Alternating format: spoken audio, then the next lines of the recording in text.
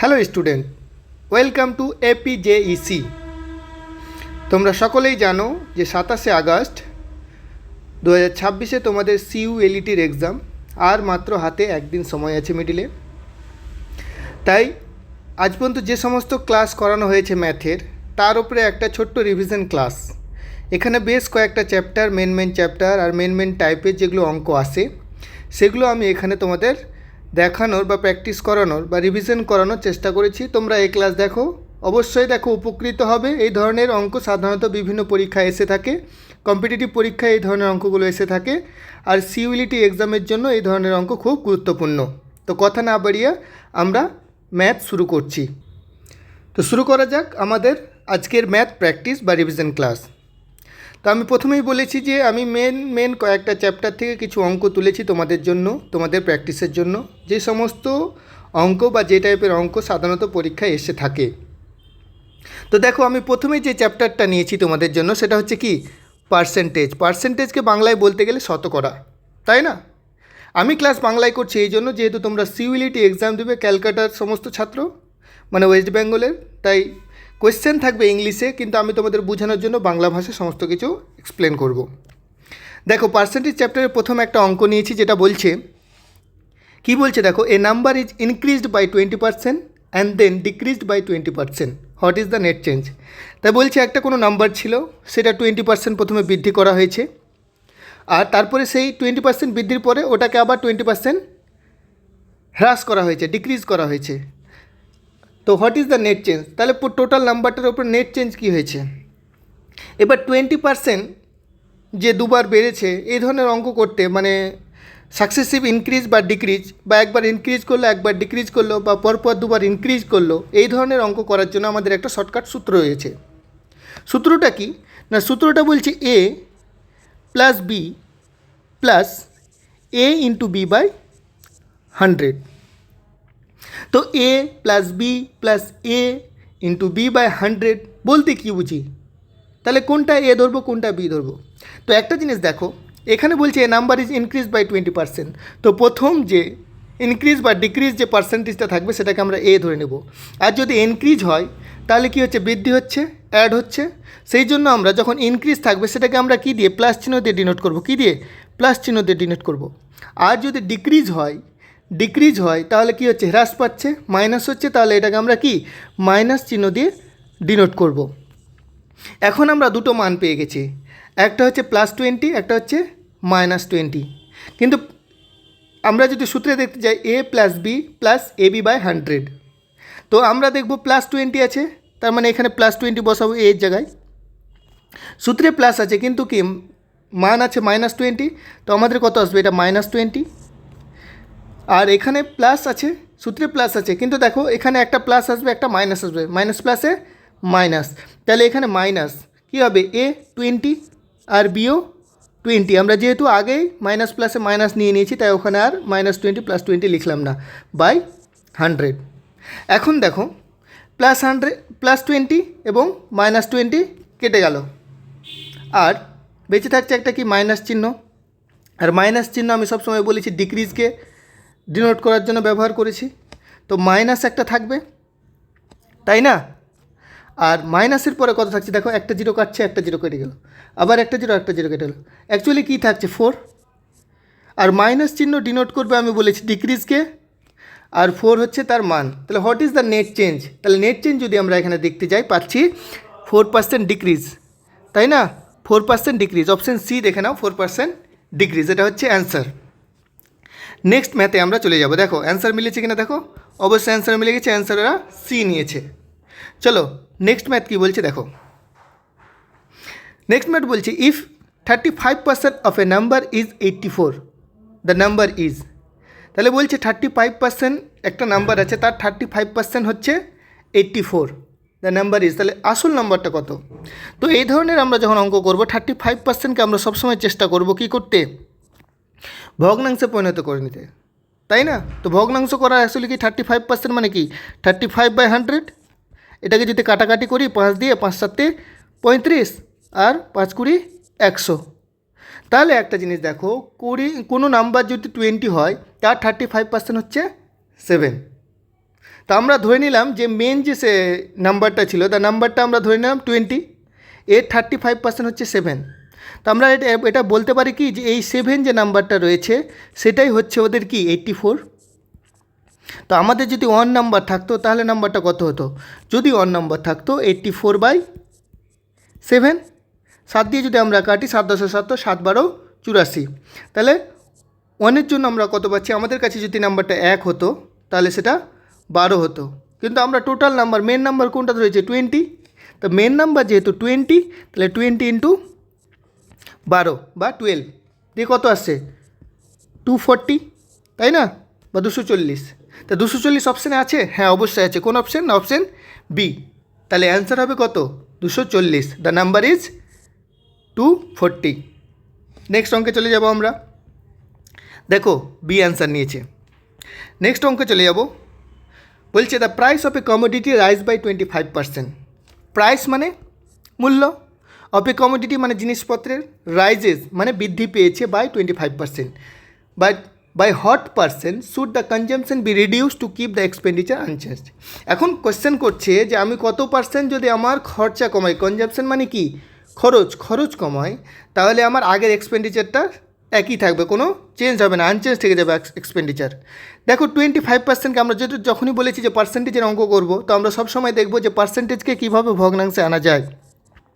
তো 25% সমান সমান আমরা যদি দেখি তাহলে 1/4। 25% মানে কি? 1/4। তার মানে কোনো সংখ্যা যদি 4 হয় তার 25% হচ্ছে 1। কোনো সংখ্যা যদি 4 হয় তার 25% হচ্ছে 1। তো আমি ধরে নিলাম যে প্রথমের প্রাইস ছিল 4 টাকা। প্রথমের প্রাইস ছিল 4 টাকা, 25% যেহেতু বেড়েছে, রাইজ হয়েছে প্রাইস, এখন সেই জিনিসটার দাম হয়ে গেছে 4 টাকা। তো প্রথমে ছিল, আর 4 টাকার উপরে 25% বেড়ে আরও 1 টাকা যোগ হয়ে নতুন দাম হয়ে গেছে কত? 5 টাকা। তাহলে নিউ প্রাইস কত? নিউ প্রাইস হচ্ছে, এই প্রাইসটা হচ্ছে কি? নিউ প্রাইস হচ্ছে 5 টাকা। এখন গল্প হচ্ছে আনচেঞ্জ রাখতে হবে। আগে আমি 4 টাকা খরচ করছিলাম আর এখন আমি 5 টাকা খরচ করছি। তার মানে দেখো না, এখন যা খরচ করছি সেটাকে নিচে লিখি, আর আগে যে 4 টাকা খরচ করতাম, তো 5 টাকার উপরে আসলে ক টাকা কম খরচ করলে 4 টাকা হবে? তো 5 টাকার উপরে 1 টাকা যদি আমরা খরচ কম করি তাহলে কি হবে? 4 টাকা হয়ে যাবে, তাই না? তাহলে 1/5 ইন্টু 100, 5 কুড়ি 100, অ্যাকচুয়ালি কি 20%। তাহলে আমাদের by what percent should consumption be reduce, তাহলে আমাদের 20% কনজাম্পশন কমাতে হবে। 20% আনসার কোথায় আছে? অপশন এ, তাই না? আশা করি বোঝা গেছে। এমনিতেই আমরা ভগ্নাংশ জানি যে 1/5 ইকুয়াল টু 100 দিয়ে গুণ না করলেও 20% অ্যান্সার চলে আসে। চলো নেক্সট কোয়েশ্চেন।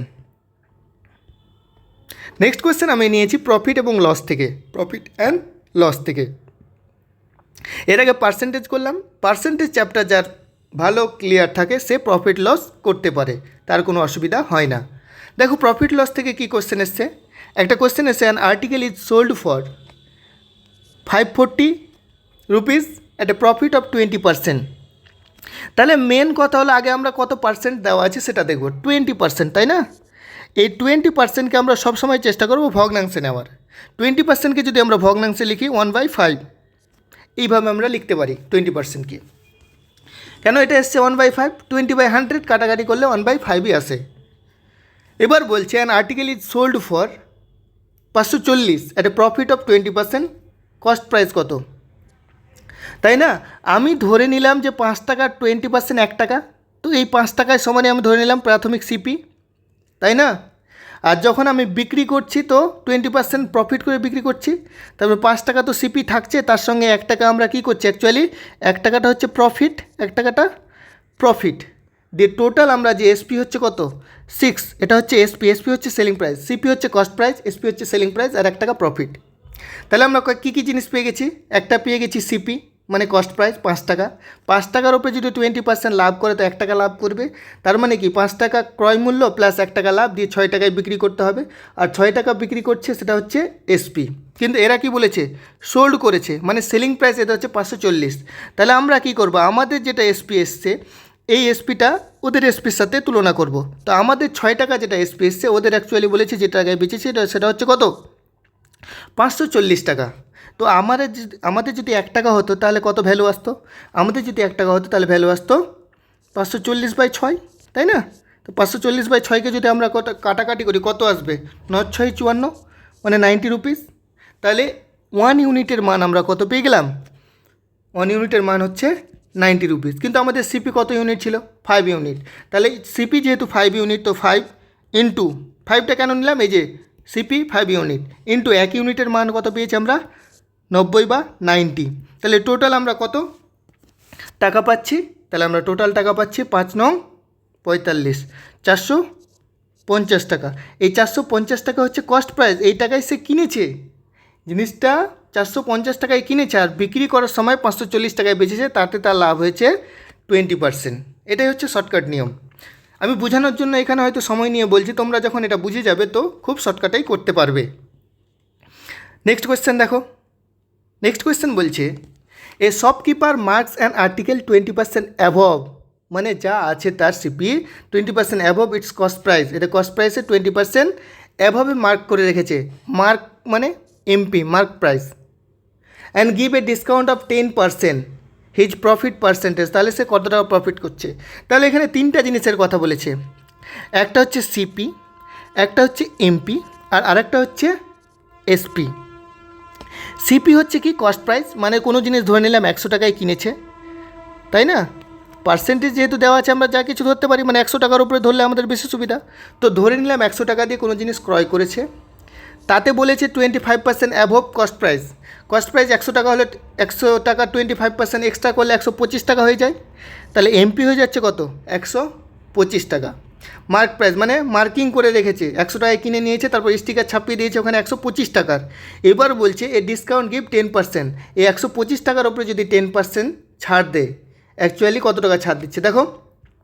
তাহলে 125 টাকা, এর উপরে যদি আমরা 10% ছাড় দিই, 10%কে কী লিখতে পারি? 1/10। 1/10, এই 0 কাটার জন্য এখানে একটা পয়েন্ট বসে যাবে। আলটিমেট 12.5 টাকা বা 12.5, 12.5 টাকা আমরা ছাড় দেবো।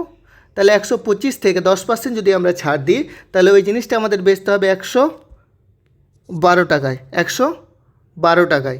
তাহলে লাভ কত হচ্ছে? আমরা তো সিপি 100 পেয়েছি, আর এসপি হচ্ছে 112 টাকা 50 পয়সা। তাহলে আমরা দেখতে পাচ্ছি এখানে কত লাভ হচ্ছে? 112.5 রুপিসের লাভ হচ্ছে। তার মানে 12% লাভ হচ্ছে। 100-র উপরে কত টাকা লাভ হচ্ছে? 100 টাকা যদি সিপি হয়, তার উপরে লাভ হচ্ছে 12.5 টাকা। 12.5 টাকা কি? এটা প্রফিট হচ্ছে, তাই না? তাই তো প্রফিটই তো চেয়েছে। 100 টাকার উপরেই তো আমরা পার্সেন্টেজ বের করি, তো প্রফিট হচ্ছে 12.5%।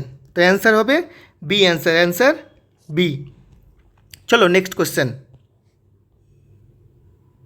6 নম্বর কোশ্চেন কি বলছে? An article is sold at a loss of 10%। এবার বলছে একটা আর্টিকেলকে 10% লসে বিক্রি করেছে। এর আগে কী হয়েছিল? সব লাভ করছিল, কিন্তু এবার বলছে লসে বিক্রি করেছে। If it were sold for 90 more, মানে যে টাকায় সে বিক্রি করেছে তার থেকে যদি আরও 90 টাকা বেশিতে বিক্রি করতো, there would be a gain of 5%। Find the CP cost price. তো এখন দেখো আমার কাছে কিছু নেই, আমি জাস্ট একটা জিনিস দেখব যে সিপি কস্ট প্রাইস কত আমার জানা নেই, কিন্তু আমরা জানি এসপিটা জানি 10% লস। তার মানে কোনো জিনিস যদি 100 টাকায় কেনে, কস্ট প্রাইস যদি 100 টাকা হয়, তাহলে তাকে বিক্রয় করতে হচ্ছে 90 টাকায়, তাই না? কোনো জিনিস দোকানদার যদি 100 টাকায় কিনে আনে আর 10% লস করে, তার মানে কি? তাকে 90 টাকায় বিক্রয় করতে হবে। আর একটা কথা বলেছে, এর সাথে যদি আমরা আরও 90 টাকা অ্যাড করি, তাহলে আমরা there would be gain of 5%। মানে 100 টাকার ওপরে জিনিস কোনো কিনলাম, 90 টাকা যদি আমরা অ্যাড করি, বলছে 100 টাকায় কিনেছি আর সেটা 10% লসে 90 টাকায় বিক্রয় করেছি। বলছে আরও যদি 90 টাকা অ্যাড করি, যে টাকায় বিক্রয় করেছি তার থেকে যদি আরও 90 টাকা অ্যাড করি, তা আমরা 5% গেন করব। মানে 100 টাকার জিনিস 5% গেন কখন হবে? যখন 105 টাকায় বিক্রয় করবে। যখন 100 টাকার জিনিস 5% গেন কখন করবে? যখন 105 টাকায় বিক্রয় করবে। তাহলে দেখো 90 আর 105-এর মধ্যে ডিফারেন্সটা কত? দেখো তো, 90 আর 105-এর মধ্যে ডিফারেন্স হচ্ছে 15, তাই না? আমরা সিপি ধরেছি 100, এসপি ধরেছি 90, আর পরের এসপি আমরা যখন 5% গেন দিচ্ছে তো 105। তো দেখো প্রাথমিক এসপি যেটা মানে 10% লসে বিক্রয় করেছিলাম সেটা 90 টাকা, আর পরে 5% গেন করার জন্য যেটা বেচেছি সেটা হচ্ছে 105 টাকা, তাতে 15 টাকা আমাদের ডিফারেন্স এসছে। আর এই ডিফারেন্সটাই তো হচ্ছে 90 টাকা পরে অ্যাড করেছিল, যে টাকায় বিক্রয় করে তার থেকে 90 টাকা বেশিতে অ্যাড করেছিল, তাই না? তাহলে আমাদের এই 15 ডিফারেন্স সমান 90, ওদের 90 টাকা। আমাদের যদি ডিফারেন্স 1 হতো তাহলে ওদের কত হতো? 90/15। তাহলে কাটাকাটি করলে কত আসবে? 15 6 90। তাহলে দেখো আমাদের 1 টাকার যদি ডিফারেন্স আসতো তাহলে 6 টাকা, ওদের মান 6 টাকা আসতো। আমাদের সিপি কত চেয়েছে? কি দ্য কস্ট প্রাইস। আমাদের সিপি হচ্ছে 100, তাহলে 100 ইন্টু প্রত্যেক একের মান কত? 6। 1 ইউনিটের মান হচ্ছে 6, 1 টাকার মান হচ্ছে 6 টাকা। তাহলে 100 ইন্টু 6 কত আসবে? 600। তাহলে সিপি আমরা কত পেলাম? 600। এটা হচ্ছে কস্ট প্রাইস। তাহলে অপশান বি হচ্ছে সঠিক অ্যান্সার। অপশান বি সঠিক অ্যান্সার। চলো 7 নম্বর অঙ্ক দেখা যাক কী বলেছে। এবার আমরা চলে এলাম সিম্পল ইন্টারেস্টে। তাহলে দুটো চ্যাপ্টার আগে হয়ে গেল, পার্সেন্টেজ, তারপরে আমরা দেখে নিলাম প্রফিট লস, তারপরে সিম্পল ইন্টারেস্ট। এই যে percentage, profit loss, simple interest, এই সমস্তই একে অন্যের সাথে পরস্পর জুড়ে রয়েছে। পার্সেন্টেজ যার ক্লিয়ার আছে সে সমস্ত অঙ্ক পারবে। দেখো কোশ্চেন কী বলছে সিম্পল ইন্টারেস্টের। সিম্পল ইন্টারেস্টের একটা ফর্মুলা আছে, আমরা সকলেই জানি, SI equal to P into R into T/100। তো আমরা ফর্মুলা কখন ইউজ করব না করব সেটা পরের ব্যাপার। আমি ফর্মুলাটা বলে দিলাম যে SI হচ্ছে সিম্পল ইন্টারেস্ট, P হচ্ছে কি? প্রিন্সিপাল, P হচ্ছে প্রিন্সিপাল, R হচ্ছে rate of interest, rate of interest, T হচ্ছে টাইম, আর SI হচ্ছে কি? SI হচ্ছে সিম্পল ইন্টারেস্ট, সিম্পল ইন্টারেস্ট। এটা হচ্ছে সূত্র। তাহলে কি আমরা সূত্র করব? এই ধরনের অঙ্কের জন্য আমরা সূত্র কম চেষ্টা করব, আমরা পার্সেন্টেজ থেকেই বের করার চেষ্টা করব কত পার্সেন্ট রেট দেওয়া আছে। দেখো, find the simple interest on 5000 at 8% per Anam for 3 years. তাহলে দেখো 8% মানে যদি আমরা এটাকে ভগ্নাংশে লিখে কী আসবে? দেখো 8%কে আমরা লিখতে পারি 2/25, 2/25, মানে 25 টাকার 8% হচ্ছে 2 টাকা, তাই না? তো আমরা ধরে নিলাম যদি 25 টাকা আমরা কিছুতে জমা রাখি, তার যখন 8% ইন্টারেস্ট পাবো তো 2 টাকা পাবো, তাই না? তো এটা পাবো কত? 1 বছরে। অ্যাকচুয়ালি 1 বছরে যদি 25 টাকা 8% সুদে আমরা রাখি কোনো ব্যাংকে, তাহলে আমরা 2 টাকা পাচ্ছি। কিন্তু আমরা পরপর 3 বছর রেখেছি, 1 বছরে 2 টাকা পাচ্ছি, তাহলে 3 বছরে কত পাবো? 2 × 3, তাই না? অ্যাকচুয়ালি 6 টাকা পেয়ে যাব। তাহলে আমরা কি পাবো? 25 টাকার উপরে 3 বছরে আমরা ক টাকা পাবো? 6 টাকা, তাই না? 2 টাকা করে প্রত্যেক বছর পাচ্ছি, আর এরকম করে আমরা ক বছর পাচ্ছি? 3 বছর, 6 টাকা পাবো। তাহলে দেখো 25 টাকা যদি আমাদের মূলধন হতো, তার উপরে আমরা 6 টাকা 3 বছরে ইন্টারেস্ট পেতাম।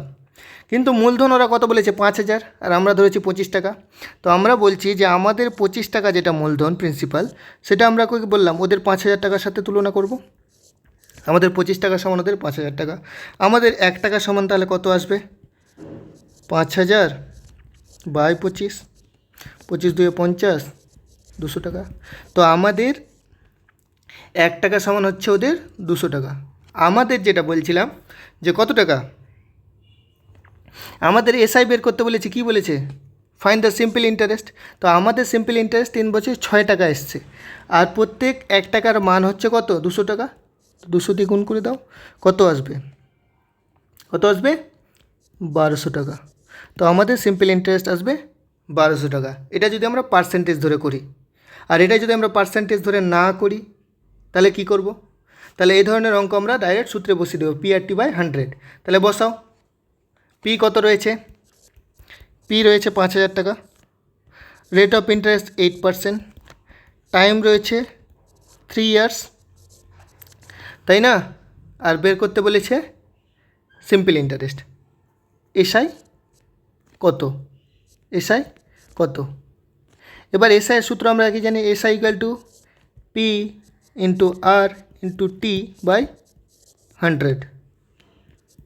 পি আমাদের পেয়ে গেছি 5000 টাকা, রেট অফ ইন্টারেস্ট 8%, টি হচ্ছে 3 ইয়ার্স/100। কাটাকাটি করো, 100 দিয়ে যদি দুটো কাটি কেটে গেল। 50 8 200, না 50 8 কত? 400, 4 3 1200। 50 8 SI ইকুয়াল টু এত এলো। এটাকে যদি আমরা দেখি এসআই ইকুয়াল টু কত আসবে, তাহলে এসআই ইকুয়াল টু 50 400 3 1200, টোটাল 1200 টাকা আমাদের এসে এলো। তাহলে দুইভাবে আমরা শিখে নিলাম, একটা ফর্মুলা বেসে একটা ফর্মুলা ছাড়া। চলো next question. A some amounts two 7,200 in 2 years and 8,400 in 4 years at simple interest. The principal is, দেখো কোয়েশ্চেন বলছে যে একটা সাম ছিল, সেটা হচ্ছে প্রিন্সিপাল, সেটা 2 বছরে এই প্রিন্সিপালটা 2 বছর পর হয়ে গেছে 7,200 টাকা, 7,200 টাকা, অ্যান্ড 8,400 টাকা হয়ে যাচ্ছে। কখন? 8,400 টাকা হয়ে যাচ্ছে 4 বছর পর। 4 বছর কোথা থেকে গুনতে হবে? 2 বছর এখানকার, তাহলে এখানে লাগছে 2 ইয়ার্স, আর এখান থেকেই 4 বছর, এখান থেকে এই পি যেখান থেকে শুরু হয়েছে এখান থেকেই 4 বছর, মানে এখানে পরবর্তী এখানে 2 ইয়ার্স, তাই না? 2 ইয়ার্স 4 ইয়ার্স 4 ইয়ার্স। তাহলে আমরা দেখলাম কোনো টাকা পি ছিল, সেটা 2 বছর পর 7,200 হয়ে গেল, আরও 2 বছর পর সেটা 8,400 হয়ে গেল। সিম্পল ইন্টারেস্টে হয়েছে কিন্তু। তো আমাদের কাজ হচ্ছে, দেখো 7,200 থেকে নিয়ে 8,400 কত টাকা অ্যাকচুয়ালি বৃদ্ধি পেয়েছে, তাহলে এটা থেকে এটা বিয়োগ করলে আমরা দেখব 1,200 টাকা বৃদ্ধি পেয়েছে। তাহলে আমরা দেখছি 2 বছরে বৃদ্ধি পেয়েছে 1,200 টাকা, তাই না? 7,200 থেকে 8,400 হয়েছে, মানে কি 2 বছর সময় নিয়েছে, আর 2 বছরে বৃদ্ধি পেয়েছে 1,200 টাকা। তাহলে প্রত্যেক বছর সিম্পল ইন্টারেস্টের একটা নিয়ম হচ্ছে প্রত্যেক বছর সেম টাকা বৃদ্ধি পায়, বেশি না, অ্যাড হয় না, প্রত্যেক বছর সেম টাকা বৃদ্ধি পায়। তাহলে প্রত্যেক বছর যদি সেম টাকা বৃদ্ধি পায়, তো 2 বছর হয়েছে 1,200 টাকা, 1 বছর হবে 1200/2 ইকুয়াল টু কত? 600 টাকা। তো 1 বছরে 600 টাকা করে বৃদ্ধি পেয়েছে। তো আসল কথা হলো 7,200 টাকা হয়েছে, 2 বছর পর কিছু একটা টাকা ছিল, তো 2 বছরে অ্যাকচুয়ালি বেড়েছে কত টাকা? 6 × 2 1,200 টাকা। তো 7,200 থেকে 1,200 বিয়োগ করে যদি আমরা কত আসবে? 7,200 মাইনাস 1,200, 6,000 টাকা। তো আসলে আমাদের প্রথমে 6,000 টাকা ছিল, 2 বছরে 1,200 টাকা বেড়ে 7,200 হয়েছে, আরও 2 বছরে 1,200 টাকা বেড়ে ওটা কত হয়েছে? 8,400 টাকা হয়েছে। তাহলে আমাদের এখানে অপশান সি হচ্ছে কারেক্ট অ্যান্সার। 8 নম্বর কোয়েশ্চেন হলো। এবার চলে এসো পরবর্তী কোয়েশ্চেনে। কী বলছে? At what rate of simple interest will 4,000 amount two 5,200 in 5 years. তাহলে বলছে কত পার্সেন্ট সিম্পল ইন্টারেস্ট রেটে 4,000 টাকা 5,200 হয়ে যাবে 5 বছরে। তাহলে একটা জিনিস দেখো, কিচ্ছু করব না, এটা হচ্ছে প্রিন্সিপাল, এটা হচ্ছে প্রিন্সিপাল, আর এটা হচ্ছে অ্যামাউন্ট। এটা হচ্ছে প্রিন্সিপাল 4,000 টাকা, এটা হচ্ছে টোটাল অ্যামাউন্ট হয়ে গেছে, এর সাথে এসআই যুক্ত আছে। অ্যামাউন্ট হচ্ছে কি? এসআই যুক্ত আছে। এবার আমরা জানি amount equal to principal plus SI. Principal তো 4,000 টাকা আমরা পেয়ে যাচ্ছি, আর অ্যামাউন্ট হচ্ছে কত? 5,000 টাকা। তাহলে এসআই কত? Plus SI. তো এসআই যদি এদিকে থেকে যায়, তাহলে এসআই আসছে অ্যাকচুয়ালি কত? 5,200 হয়েছে না, সরি 5,200। তাহলে এসআই হচ্ছে 1,200 টাকা। এই যে 1,200 টাকা বেড়েছে, তাতে কত বছর সময় নিয়েছে? 5 বছর। 1 বছরে বাড়েনি, এই 1,200 টাকা বেড়েছে অ্যাকচুয়ালি কত সময় নিয়েছে? 5 বছর। তো আমরা 1,200 টাকাকে যদি ভাগ করি 5 দিয়ে, তাহলে প্রত্যেক বছর কত বেড়েছে সেটা আমরা পেয়ে যাব। তো 1,200কে আমরা 5 দিয়ে ভাগ করলে কত আসবে? 5 2 10, 5 4 20, 240 টাকা, তাই না? প্রত্যেক বছর 240 টাকা করে বেড়েছে। কার উপরে বেড়েছে 240 টাকা করে? 4,000-এর উপরে, তাই না? তাহলে আমরা যদি 4,000-এর উপরে কত টাকা বেড়েছে? 4,000-এর উপরে বেড়েছে 240 টাকা ইন্টু 100, রেট অফ ইন্টারেস্ট যেহেতু চেয়েছে, তাই না? 424, 6%। আর আবার এসআই যেহেতু পেয়ে গেছি, আমরা এটা সূত্রে ফেলে দিতে পারবো, PRT/100। তাহলে এসআই কত? SI equal to P into R into T/100। আমরা বের করব আর, তাই না? তাহলে R equal to SI into 100 P into T. Rate of interest আমরা এসআই কত পেয়েছি? 1,200 টাকা ইন্টু 100। প্রিন্সিপাল আমাদের কত আছে? 4,000 টাকা, আর সময় নিয়েছি আমরা 5 বছর। তো আমরা যদি কাটাকাটি করি কত আসবে, দুটো জিরো কেটে গেল, 5 2 10, 4 3 12, রেট অফ ইন্টারেস্ট 6%। তাহলে আমরা দুইভাবেই করতে পারি। চলো পরবর্তী কোয়েশ্চেনে আমরা চলে আসছি। পরবর্তী কোয়েশ্চেন যে একটা important chapter, time and work, কার্য এবং সময় ও কার্য। এই ধরনের অঙ্ক খুব সহজ। তো এই ধরনের অঙ্ক আমরা কী করবো, দেখো অঙ্কটা আগে পড়ে দেখো। A can complete a work in 12 days and B in 18 days। তাহলে কোনো একটা কাজ করছে, যে কাজটা এ করছে 12 দিনে আর বি সেই কাজটা 18 দিনে করছে। Together they can complete the work in, তাহলে একসাথে যদি দুজন কাজ করতে লাগে অ্যাকচুয়ালি কতদিন সময় লাগবে। তাহলে আমরা এই ধরনের অঙ্ক, এ কাজ করছে কত দিনে আর বি কাজ করছে কত দিনে সেটা লিখব। এ 12 দিন সময় নিচ্ছে 12 days, আর বি 18 দিন সময় নিচ্ছে 18 days। এবার দেখো 12 এবং 18 যদি আমরা এলসিএম নিই তাহলে যেটা আসবে সেটা হচ্ছে টোটাল ওয়ার্ক ধরে নেব, টোটাল কাজ। 12 এবং 18 যদি এলসিএম নিই আমাদের কত আসবে 36। এই 36 আমরা কী ধরে নেব, এটা হচ্ছে টোটাল ওয়ার্ক, যে কাজটা করতে হবে অ্যাকচুয়ালি সেটা হচ্ছে টোটাল ওয়ার্ক। এই টোটাল ওয়ার্ক যে দেখো, এই 36টা কাজ সে 12 দিনে করছিল, এই 36টা কাজ সে 18 দিনে করছিল, এটা হচ্ছে ফান্ডা। এখন দেখো যদি 12 দিনে 36টা কাজ করতে হয় তো প্রত্যেক দিন কটা করে কাজ করতে হবে, 3 বারং 36, তাহলে 3 ওয়ার্ক পার ডে, 3টা করে কাজ করতে হবে প্রত্যেক দিন, তাহলে 12 দিনে 36টা কাজ করে নিতে পারবে। এ 18 দিনে করছে মানে কি, দুটো কাজ করতে হবে, 2 ওয়ার্ক পার ডে, দুটো করে কাজ করতে হবে দিনে। তাহলে এ করছে দিনে দুটো করে, এ করছে 3টা করে, টোটাল একদিনে যদি দুজন মিলে একসাথে করে তাহলে টোটাল 5টা করে কাজ করতে পারবে। প্রত্যেক দিনে কত, এ 3টা করবে আর বি দুটো করবে, টোটাল 5টা করে কাজ করবে একদিনে। আর টোটাল কাজ হচ্ছে কত 36, তাই না, 36টা কাজ। তাহলে আমরা দেখে নেব দুজনকে কত সময় লাগবে। 5 7 35, হাত থাকলো 1, 5 2 10, 7.2 days, 7.2 days। অ্যান্সার কোথায় আছে দেখো, বি অ্যান্সার। তাহলে বি হচ্ছে তোমাদের অ্যান্সার। এই ধরনের অঙ্ক আমরা এভাবেই করব। পরবর্তী আর একটা অঙ্ক করে দেওয়া যাক, যদি এখানে ক্লিয়ার না হয় পরবর্তীতে আশা করি ক্লিয়ার হয়ে যাবে। বলছি A is twice as efficient as B. A যটা কাজ করতে পারে বি এর থেকে দ্বিগুণ করতে পারে। If B alone can complete a work in 24 days, both together can complete in work. তাহলে বলছে যে এ যে কাজটা করে বি এর থেকে ডবল কাজ করে, ডবল এফিসিয়েন্ট। তার মানে কোনো কাজ যদি বি দিনে একটা করে ওয়ার্ক পার ডে, দিনে একটা করে 1 ওয়ার্ক পার ডে, তো এ অবস্থায় দ্বিগুণ এফিসিয়েন্ট, টয়েস এফিসিয়েন্ট বলেছে। টয়েস এফিসিয়েন্ট মানে হচ্ছে এ দুটো ওয়ার্ক করবে পার ডেতে দুটো কাজ করবে। এই পর্যন্ত আমরা প্রথম এই লাইনটির আমরা মানে বুঝে গেলাম। দ্বিতীয় কি বলছে, if B alone can complete a work in 24 days। তাহলে দেখো দিনে একটা করে বি কাজ করছে, এফিসিয়েন্ট অনুযায়ী আমরা পেয়েছি, আর 24 দিন কাজ করছে।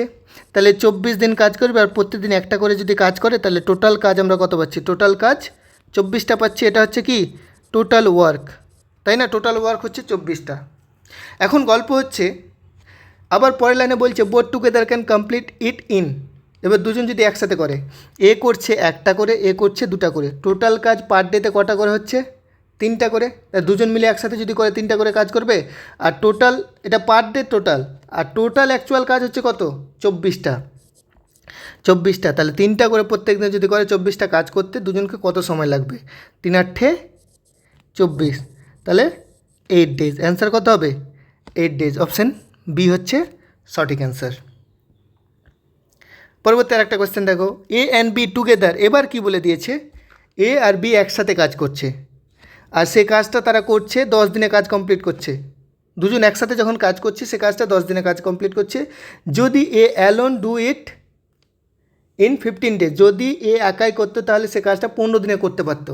আর যদি বি করে তাহলে কত দিনে করবে, তাই বলছে B alone can do it in, কত দিনে কাজ করতে পারবে। তাহলে প্রথম কথা বলেছে যে এ প্লাস বি একসাথে কাজ করছে, তাতে সময় নিচ্ছে ওরা কত 10 days। আবার বি যখন এ যখন একাই কাজ করছে, কে একাই কাজ করছে এ যখন একাই কাজ করছে তার জন্য সময় নিচ্ছে 15 days। এদের যদি আমি এলসিএম নিই 10 and 15 তো 30 হবে এলসিএম, এই 30 এলসিএমটাই হচ্ছে অ্যাকচুয়ালি কি টোটাল ওয়ার্ক। এ বি যখন একসাথে করবে 30টা আমাদের কটা কাজ করতে হবে, সরি আমাদের কাজ করতে হবে কটা, এ বিকে কাজ করতে হবে টোটাল 30টা কাজ রয়েছে, 10 দিনে যদি সারতে হয় প্রত্যেক দিন তাদের 3টা করে ওয়ার্ক করতে হবে, 3 ওয়ার্ক পার ডে, 3টা ওয়ার্ক করতে হবে প্রতিদিন। আর যখন এ একাই কাজ করবে তাকে 15 দিন সময় লাগছে, তাহলে তাকে বেশি করতে হচ্ছে না, কত 15 দুগুণা 30, দুটো করে ওয়ার্ক করবে পার ডে, দুটো করে ওয়ার্ক করবে পার ডে। এখন একটা জিনিস দেখো, এ বি প্রত্যেক দিন 3টা করে কাজ করছে আর শুধু প্রত্যেক দিন এ দুটো করে কাজ করতে পারছে। তার মানে কি, তার মানে হচ্ছে এ আর বি মিলে যদি 3টা করে আর শুধু এ দুটো করে, তাহলে বি কটা কাজ করছে, বি কাজ করছে একটা, বি দিনে একটা করে কাজ করছে, কেন দিনে টোটাল 3টা কাজ হচ্ছে, তার মধ্যে দুটো করে করছে কে, এ, তাহলে বি এর কাজ হচ্ছে একটা, তাহলে বি কাজটা করতে কতদিন সময় নেবে, তাহলে টোটাল কাজ কটা আছে 30টা, টোটাল কাজ 30টা, আর বি প্রতিদিন কত করছে একটা করে, তাহলে ওকে সময় লাগবে 30টা কাজ করতে সময় লাগবে 30 দিন, 30 ডেজ। আশা করি এটাও ক্লিয়ার, অপশান সি হচ্ছে রাইট অ্যান্সার।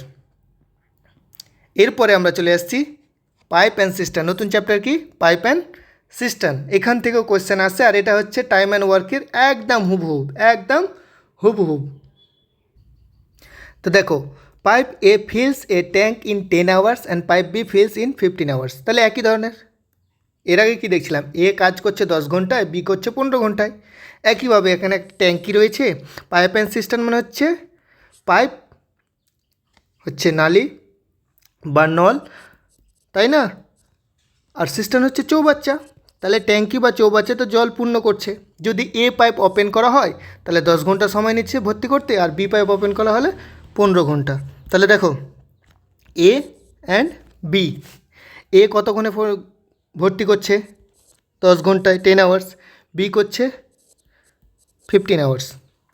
দুজনের আবার এলসিএম নেব, একইভাবে এলসিএম নিলে কত আসবে 30, এই 30 হচ্ছে টোটাল ক্যাপাসিটি, টোটাল ওখানে টোটাল ওয়ার্ক ধরছিলাম, এখানে total capacity of car, tank, এখানে যে ট্যাঙ্কের কথা বলেছি না, ট্যাঙ্কের টোটাল ক্যাপাসিটি হচ্ছে 30 লিটার, ফিটার যাই ধরো না কেন, গ্যালন লিটার যেটা ধরবে সেটাই হবে। তো এ যদি এখন ভর্তি করে এই 30 লিটারের চৌবাচ্চাকে আর 10 ঘন্টা সময় নেই, তাহলে প্রত্যেক ঘন্টায় ওকে কতটা 3 ইউনিট ওয়াটার পার আওয়ারে করতে হবে। যদি 30 ইউনিট এখানে লিটারও হতে পারে, গ্যালনও হতে পারে, যাই হোক না কেন, গ্রামও হতে পারে, গ্রাম না সরি, যেহেতু চৌবাচ্চা ফিল করছে মানে জল, তো 3 ইউনিট, আর একে করতে হবে 2 ইউনিট পার আওয়ার। এখন বলছে both together will fill it in, তাহলে এ প্রত্যেক ঘন্টায় 3 ইউনিট করছে, এ 2 ইউনিট করছে, আর টোটাল 30 ইউনিট ভর্তি করতে হবে আমাদের, টোটাল 30 ইউনিট ভর্তি করতে হবে। আর প্রতি ঘন্টায় এরা দুজন মিলে করছে 5 ইউনিট করে, 3 ইউনিট এ, বি হচ্ছে 2 ইউনিট, 5 ইউনিট করে, তাহলে দুজন একসাথে খোলা থাকলে কত করবে, 5 6 30, 6 ঘন্টা সময় লাগবে। দুজন একসাথে যদি আমরা দুটো পাইপ একসাথে চালিয়ে দিই, এ এবং B, A and B pipe যদি একসাথে চালিয়ে দিই, তাহলে 6 ঘন্টা সময় লাগবে চৌবাচ্চা বা ট্যাঙ্কটা ভর্তি হতে, আর 6 ঘন্টা অপশান কোথায় আছে, অপশান বি হচ্ছে কারেক্ট অ্যান্সার। দেখো 14 নম্বর কোশ্চেন কী বলছে, এ pipe feels a tank in 8 hours, একটা পাইপ আছে যে 8 ঘন্টায় একটা ট্যাঙ্কে ফুল করে, হোয়াইল এ লিক এমটিজ, দেখো এর কাজ হচ্ছে ভর্তি করা, মানে পজিটিভ কাজ, পজিটিভ কাজ হচ্ছে কি ভর্তি করা, কিন্তু বি করছে এমটি, খালি করছে, একটা লিক আছে নিচে, সেই লিক দিয়ে খালি হয়ে যাচ্ছে, এর কাজ হচ্ছে কি নেগেটিভ কাজ, এর পজিটিভ কাজ ভর্তি করা, এ খালি করছে নেগেটিভ কাজ, এ বোথ আর ওপেন, একসাথে দুজনকে খুলে দেওয়া হয়েছে, এদিকে পানি পড়ছে আর এদিকে নিচে দিয়ে বেরিয়ে যাচ্ছে, মানে দেখো এ একটা চৌবাচ্চা, এই চৌবাচ্চা এটা হচ্ছে পাইপ এ, এটা হচ্ছে পাইপ এ, আর এখানে আর একটা পাইপ দেওয়া আছে, এটা হচ্ছে পাইপ বি, এখান দিয়ে কী হচ্ছে এমটি হয়ে যাচ্ছে, খালি হয়ে যাচ্ছে, এখান দিয়ে পূর্ণ হচ্ছে। এই ধরনের ক্ষেত্রে দেখো আমরা ধরে না এ পাইপটা ফিল করছে, এ এটা পজিটিভ, তাতে সময় নিচ্ছে 8 আওয়ার, আর বি যেটা খালি করছে এটা হচ্ছে 24 আওয়ার, এটা হচ্ছে নেগেটিভ কাজ করছে, এ পজিটিভ কাজ করছে। কেন পজিটিভ নেগেটিভ নিলাম এটা পরে আমি তোমাদের বুঝাচ্ছি। এবার দেখো 8 আর 24-এর এলসিএম নিলে আমাদের 24ই আসে, তাই না, তো 24 আমরা এলসিএম নিয়ে নিলাম।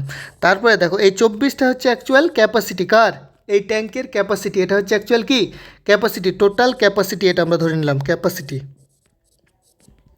এই টোটাল ক্যাপাসিটিকে পূর্ণ করতে গেলে এ যে কাজ করবে, যেটা ভর্তি করছে এ পাইপটা, সেটা প্রত্যেক ঘন্টায় তাকে 3 ইউনিট 3 ইউনিট পার আওয়ারে জল ভর্তি করতে হবে, 3 ইউনিট পার আওয়ারে জল ভর্তি করতে হবে। আর এ যদি টোটাল 24 ইউনিট খালি করতে 24 ঘন্টা সময় নেই, তাহলে প্রত্যেক ঘন্টায় 1 ইউনিট করে কী করছে, 1 ইউনিট করে খালি করছে per hour, 1 unit per hour খালি করছে, তাই না? এ 3 ইউনিট করে ভরছে আর বি 1 ইউনিট করে খালি করছে। অ্যাকচুয়াল কি +3 মানে ভর্তি করছে -1, অ্যাকচুয়ালি কত বাজছে +2। 1 ঘন্টা চলে এ 3 লিটার ভরছে ধরো, আর এ 1 লিটার বের করে দিচ্ছে, তাহলে 2 লিটার করে বাঁচছে, তাই না? এখন বলছে if both pipe are open, তাহলে একসাথে ওপেন করে দেওয়া হয়েছে, তাহলে এ আর বিকে একসাথে ওপেন করে টোটাল ক্যাপাসিটি হচ্ছে 24, টোটাল ক্যাপাসিটি কত 24 ইউনিট। আর এদের বাঁচছে কত, 3 ইউনিট ভরছে, 1 ইউনিট বেরিয়ে যাচ্ছে, 2 ইউনিট করে বাঁচছে, তো 2 দিয়ে ভাগ করে দিলে কত আসবে 12। এই 12 ঘন্টা সময় লাগবে, দুটো একসাথে চললে 12 ঘন্টা সময় লাগবে ট্যাঙ্কে কী হতে, ভর্তি হতে। অপশান বি হচ্ছে রাইট অ্যান্সার। চলো পরবর্তী কোয়েশ্চেন দেখা যাক। পরবর্তী কোয়েশ্চেনে স্পিড, টাইম অ্যান্ড ডিস্টেন্স, এটা কিন্তু খুব ভালো চ্যাপ্টার, এখান থেকে কোয়েশ্চেন আসে। আর এখানকার কোয়েশ্চেন আসার জন্য আমি একটা জিনিস বলবো, এখানে একটা স্পিড, টাইম, ডিস্টেন্সের সূত্র হচ্ছে, দেখো speed equal to distance, speed equal to distance by time. দেখো যে কোনো দুটো জিনিস দেওয়া থাকবে, একটা বের করতে হবে, যে কোনো দুটো জিনিস দেওয়া থাকবে, একটা বের করতে হবে। আর একটা জিনিস আমাদের দেখতে হবে, সেটা হচ্ছে দেখো এখানে এই অঙ্কটা করি, পরবর্তী ওই জায়গাটায় আমি বুঝাচ্ছি এই অঙ্কটা কীভাবে করতে হবে। তাহলে দেখো স্পিড দিয়ে দিয়েছে, এ ট্রেন ট্রাভেলস, তার কোয়েশ্চেন কী বলছে, এ ট্রেন ট্রাভেলস 240 কিমি, 240 কিমি যাচ্ছে, মানে এটা ডিস্টেন্স ট্রাভেল করছে, এটা হচ্ছে ডিস্টেন্স পেয়ে গেলাম 240 কিমি। স্পিড অফ 60 কিমি পার আওয়ার, তাহলে স্পিডও পেয়ে গেলাম, তাই না? এস দিয়ে স্পিড, ডি দিয়ে ডিস্টেন্স। হাউ মাচ টাইম, তাহলে সময় চেয়েছে, টাইম কত লাগবে। এবার সূত্র অনুযায়ী জায়গায় জায়গায় যা আছে বসিয়ে দাও। ডিস্টেন্স কত দেওয়া আছে 240 কিমি, তাই না? এই সূত্রে যদি বসা, স্পিড আছে 60 কিমি পার আওয়ার, ডিস্টেন্স দেওয়া আছে কত 240 কিমি, বের করতে বলেছে টাইম, তাহলে টাইমটা এদিকে চলে যাবে। তাহলে টাইম ইকুয়াল টু যদি আমরা পাই 240/60, কাটাকাটি করলে কত সময় লাগবে, 6 × 4 = 24, 4 আওয়ার্স। তাহলে কত সময় লাগছে আমাদের, 4 আওয়ার্স বা 4 ঘন্টা। অপশান বি হচ্ছে কারেক্ট অ্যান্সার, অপশান বি হচ্ছে কারেক্ট অ্যান্সার। নেক্সট অঙ্ক দেখো, 16 নম্বর অঙ্ক কী বলছে দেখো, ওই একই চ্যাপ্টার থেকে। A man increases his speed from 40 কিমি পার আওয়ার টু 50 কিমি পার আওয়ার। তাহলে কোনো মানুষ চলছিল, প্রথমে 40 কিমি পার আওয়ার, প্রত্যেক ঘন্টায় 40 কিমি করে যেতে পারছিল, এখন স্পিড বাড়িয়ে প্রত্যেক ঘন্টায় সে 50 কিমি করে যাচ্ছে। By what percentage is the time taken for the same journey to reduced. তার মানে বলছে যদি আমরা by what percentage is the time taken for the same journey reduce, তাহলে একই সমান জার্নি করছে, তাতে কত সময় কম লেগেছে, কত পার্সেন্ট সময় তাকে কম লেগেছে। দেখো প্রথমে যাচ্ছিল কত 40 কিমি পার আওয়ারে, প্রথমে 40 কিমি পার আওয়ারে যাচ্ছিল, তারপরে সে বলছে না 40 কিমি পার আওয়ারে যাব না, এবার যাবে 50 কিমি পার আওয়ারে। এই দুটো যদি আমরা এলসিএম নিই, 40 এবং 50-র এলসিএম, তাহলে আমরা যেটা পাবো সেটা হচ্ছে টোটাল ডিস্টেন্স পেয়ে যাব। এলসিএম কত হবে, 4 × 5 = 20, মানে 200 আমাদের নিতে হবে। এই 200টা ধরে নিলাম কি, অ্যাকচুয়ালি টোটাল ডিস্টেন্স ধরে নিলাম। টোটাল কি ধরলাম, টোটাল ডিস্টেন্স। এই ধরনের অঙ্ক আমি এভাবেই করি। তা 200টা হচ্ছে কি টোটাল ডিস্টেন্স, কিমিতেই ধরি যেহেতু কিমি আছে, টোটাল ডিস্টেন্স। এবার দেখো যদি 40 কিমি পার আওয়ারে যায়, তাকে 200 কিমি যেতে সময় লাগবে 5 × 4 = 20, 5 কিমি করে যেতে হবে প্রত্যেক ঘন্টায়, তাই না? সরি, এটা যেহেতু স্পিড, তাহলে 5 ঘন্টা সময় লাগবে 200 কিমি যেতে। এটা স্পিড দেওয়া আছে, সময় লাগবে 5 ঘন্টা। আর এর স্পিড হচ্ছে 50 কিমি, পরবর্তীটা যখন স্পিড বাড়ালো 50 কিমি পার আওয়ার, তাহলে এখানে লাগবে তাকে 4 ঘন্টা। দেখো 40 কিমি পার আওয়ারে যখন চলছিল তখন 200 কিমি যেতে লাগছিল 5 ঘন্টা, 50 কিমি পার আওয়ারে যখন চলছিল তখন একে 200 কিমি পর যেতে সময় লাগছে 4 ঘন্টা। অ্যাকচুয়ালি কী হচ্ছে দেখো, অ্যাকচুয়ালি কী হচ্ছে, এবার বলেছে what percentage is time taken for the same journey. Same journey মানে 200 কিমি আগেও যাচ্ছিলো, 200 কিমি পরেও গেল, তাহলে কত সময় কম লাগছে, তাই না? তো আগে লাগতো কত 5 ঘন্টা করে, আগে সময় লাগতো 5 ঘন্টা করে, এখন সময় লাগছে 4 ঘন্টা। তার মানে ক ঘন্টা কম লাগছে, 5 ঘন্টা থেকে 1 ঘন্টা কম দিলেই তো 4 ঘন্টা লাগে। তাহলে আগে সময় লাগতো 5 ঘন্টা, এখন সময় লাগছে 4 ঘন্টা, মানে প্রত্যেক 5 ঘন্টায় 1 ঘন্টা করে কমেছে, প্রত্যেক 5 ঘন্টায় 1 ঘন্টা করে কমে যাচ্ছে একই সমান ডিস্টেন্স যেতে, ইন্টু 100, যেহেতু পার্সেন্টেজ চেয়েছে ইন্টু 100, 100 করে দিলে কত, 5 20 100। তো 20% আমাদের সময়ের বাচত হচ্ছে। 5 ঘন্টা লাগছিল 4 ঘন্টা লাগছে, 20% সময় রিডিউস হয়ে যাচ্ছে আমাদের, তাই না? তাহলে অপশান সি হচ্ছে কারেক্ট অ্যান্সার, অপশান সি হচ্ছে কারেক্ট অ্যান্সার। চলো পরবর্তী কোশ্চেনে দেখো কোশ্চেন কি বলছে। A train 150 metre long crosses a pole in 10 second. মানে বলছে একটা ট্রেন, এটা একটা কি ট্রেন, এর দৈর্ঘ্য হচ্ছে কতটা বলে দিয়েছে, এর দৈর্ঘ্য বলে দিয়েছে 150 মিটার। ট্রেনের দৈর্ঘ্য কত বলে দিয়েছে, 150 মিটার। আর এখানে ধরো একটা পোল আছে, এখানে একটা পোল আছে, পোলটাকে ক্রস করবে কে, ট্রেনটা। তার মানে ট্রেনটার মাথাটা যখন এখান থেকে শুরু হলো আর ট্রেনটার মাথা এখানে গিয়ে পৌঁছাবে, লেজটা এখানে, তখনই পোলটাকে পুরোপুরি ক্রস করা হবে। তো এই পোলটাকে ক্রস করতে সময় নিয়েছে 10 সেকেন্ড। দেখো এর আগে আমরা স্পিড বের করছিলাম কিমি পার আওয়ারে, এর আগে আমরা স্পিড বের করছিলাম কিমি পার আওয়ারে, আর এখন বলে দিয়েছে 150 মিটার আর 10 সেকেন্ড, তাহলে মিটার পার সেকেন্ডে দিয়ে দিয়েছে, তাই না? তো আমরা স্পিড যখন বের করব, স্পিড বের করার নিয়ম হচ্ছে, যদি 1 মিটার পার, আগে বলে দিই, যদি 1 মিটার পার সেকেন্ড থাকে আর সেটাকে যদি আমরা কিমি পার আওয়ারে নিয়ে যাই, কিসে নিয়ে যাব, কিমি পার আওয়ারে নিয়ে যাই, 1 মিটার পার সেকেন্ড স্পিড আছে, এই স্পিডটাকে আমরা যদি কিমি পার আওয়ারে প্রকাশ করি, তাহলে আমাদের যেটা করতে হবে, গুণ করে দিতে হবে, কত দিয়ে, 18/5 দিয়ে আমাদের গুণ করে দিতে হবে। এখানে একের জায়গায় যাই থাকুক না কেন, 10 20 30 40 50 যাই থাকুক না কেন, 18/5 দিয়ে যদি 1 মিটার পার সেকেন্ড যদি থাকে, সেটাকে আমরা কিমি পার আওয়ারে লিখবো 18/5 কিমি পার আওয়ার। যদি 1-এর জায়গায় এখানে 10 মিটার পার সেকেন্ড থাকে, 10 মিটার পার সেকেন্ড থাকে, তাহলে কিমি পার আওয়ারে কত করব, 10 ইন্টু 18/5, তাহলে কত আসবে, 5 দুগুণা 10, 36 কিমি per hour. Actually 10 meter per সেকেন্ডে যদি যায় তো কিমি পার আওয়ারে ওটা হচ্ছে আমাদের 36 কিমি পার আওয়ার। আর আরেকটা, এটা কি মিটার পার সেকেন্ড থেকে কিমি পার আওয়ারে গেলাম। এবার আমরা যেটাতে যাব, কিমি পার আওয়ার থেকে আমরা মিটার পার সেকেন্ডে আসবো, কিসে আসবো, মিটার পার সেকেন্ডে। 1 কিমি পার আওয়ার থেকে যদি মিটার পার সেকেন্ডে যায়, আমরা জাস্ট উল্টে দেবো, কত, 5/18 দিয়ে আমরা গুণ করব যে কোনো ইকুয়েশনকে, 5/18।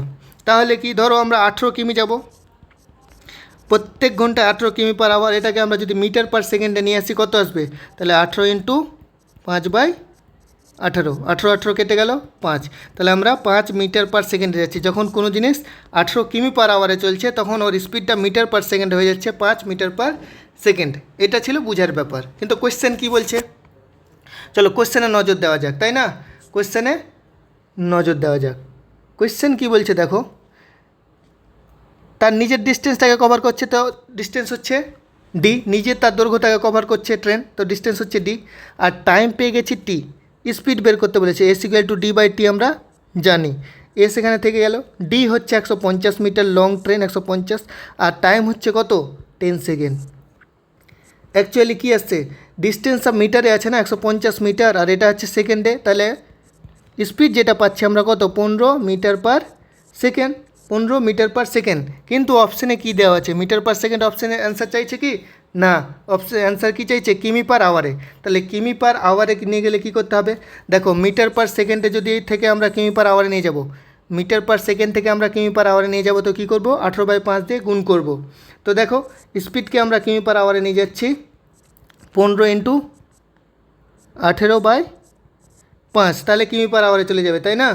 5 3 15, তাহলে এস ইকুয়াল টু কত হলো, 18 3 54, 54 কিমি পার আওয়ার, 54 কিমি পার আওয়ার, এটাই হচ্ছে আমাদের অ্যান্সার। তাহলে 54 কিমি পার আওয়ার কোথায় আছে, অপশান বি, তো অপশান বি হচ্ছে কারেক্ট অ্যান্সার, অপশান বি হচ্ছে কারেক্ট অ্যান্সার। আশা করি বুঝে গেছো। যদি না বুঝতে পারো একটু পজ করে নিয়ে দেখো কি করলাম, আর আবার নতুন করে নিজে করার চেষ্টা করো। চলো নেক্সট কোশ্চেনে যাওয়া যাক। এবার চলে এলাম আমরা ডিভিজিবিলিটি। ডিভিজিবিলিটির অনেকগুলো রুল রয়েছে, এখন তো ক্লাসে রুল করানো সম্ভব না, তাহলে যে কোয়েশ্চেনটা দিয়েছে সেটা আমরা ডিভিজিবিলিটি চেক করব। তা which of the following number is divisible by 11, এখানে যে নাম্বারগুলো দেওয়া আছে সেটা কোনটা 11 দ্বারা ডিভিজিবল হবে। আর 11-এর ডিভিজিবিলিটি রুল হচ্ছে, 11-এর ডিভিজিবিলিটি রুল হচ্ছে যে অল্টারনেট যে নাম্বারগুলো থাকবে, 2 7 2 8, তারপরে ধরো 1 3 1 2 3 4, তারপরে ধরো 3 4 5 6, এই নাম্বারগুলো যে অল্টারনেটিভ নাম্বারগুলো যোগ করে বিয়োগ করব। কেমন? যেটা বড় সংখ্যা সেই অল্টারনেটিভটা আগে নিচ্ছি। দেখো 7 আর 8 কত হয়? অল্টারনেটিভ নাম্বার বলতে 7 আর 8 কত হয়? 15। 7 আর 8 15। তো আমরা প্রথমে 15 লিখলাম, তারপরে 2 আর 2 4, 2 আর 2 4, অল্টারনেটিভ নাম্বারগুলো যোগ হবে, তাই না? তাহলে 7 আর 8 হচ্ছে 15, 15 লিখলাম, তারপরে মাইনাস করব কোনটা? পরবর্তী অল্টারনেটিভ যেটা 2 আর 2 4, তাহলে অ্যাকচুয়ালি আসছে কত? 11। এই 11 নাম্বারটাকে 11 দিয়ে ডিভিজেবল।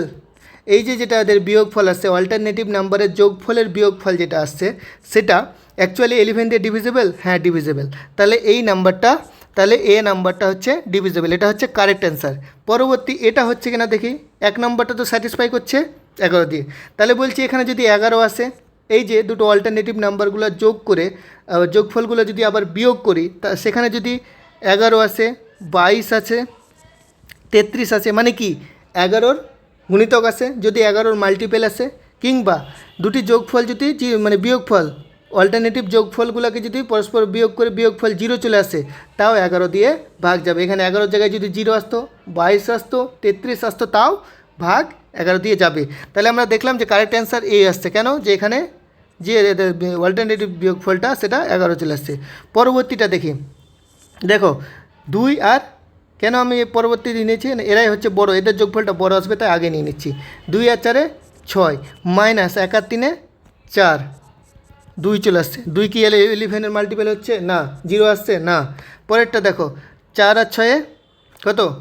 4 আর 6 10, আর 3 আর 5 8, বিয়োগ করলে কত আসছে? 2। 11-এর মাল্টিপেল? না। 0? না, তাহলে হবে না। তাহলে প্রথম নম্বরটাই হবে 11 দিয়ে ডিভিজেবল। নেক্সট কোশ্চেনে চলে আসি। বলছে what least number should be added to 5 6 8 9 to make it divisible by 9।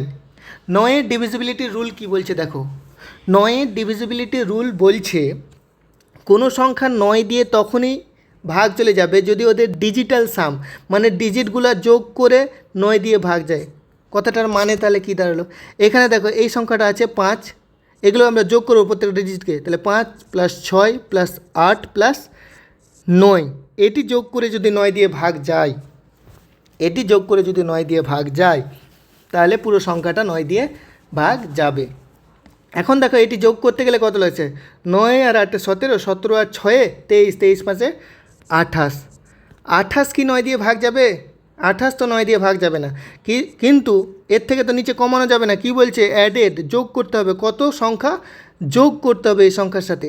আমি বলছি এই সংখ্যাটার সাথে যদি আরও 8 যোগ করে দিই, দেখো 8 যোগ করে দিলে কত আসবে? 36, আর 36 9 4 36, 9 দিয়ে ভাগ যাচ্ছে, 9 4 এই যে ভাগফল 4 আসছে। তো আমাদের ভাগফল দেখে লাভ নেই, আলটিমেট 9 দিয়ে 36 সংখ্যাটা ভাগ যাচ্ছে কিনা। এই 28 তো আমরা যোগফল পেলাম, এর সঙ্গে যদি আমরা 1 যোগ করতাম 29, 9 দিয়ে ভাগ যেত না। 2 যোগ করতাম, কত হলো? 30, 9 দিয়ে ভাগ যাবে না। 8 যোগ করলাম 36, 9 দিয়ে ভাগ যাচ্ছে। তো কারেক্ট অ্যান্সার হচ্ছে সি, কারেক্ট অ্যান্সার সি। তো আমরা প্রথমে আরেকটা কাজ করতে পারি, 5 6 8 9, এখানে একটা 9 দিয়ে কেটে যাবে, এই 9টাকে 9 দিয়ে কেটে দিতে পারি। বাকি থাকছে কত?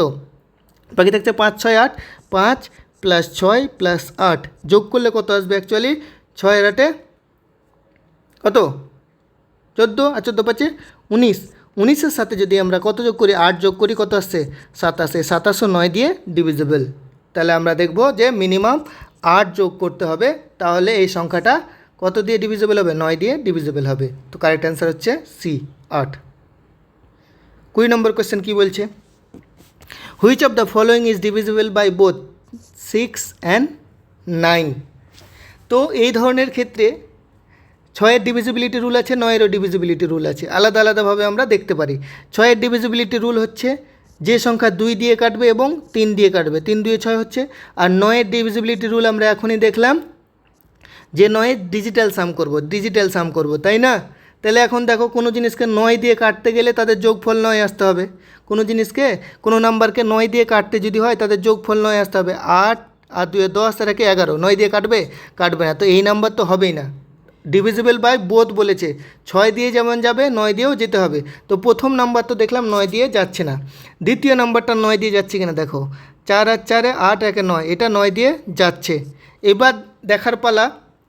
পরবর্তীটা 9 দিয়ে যাচ্ছে, দেখো এটাও 9 দিয়ে যাচ্ছে, কিসে দিয়ে যাচ্ছে, 9 দিয়ে যাচ্ছে, আর 2 এটাও 9 দিয়ে যাচ্ছে। কিন্তু এখন দেখার পালা যে কত দিয়ে যাচ্ছে, না 2 আর 3 দিয়ে।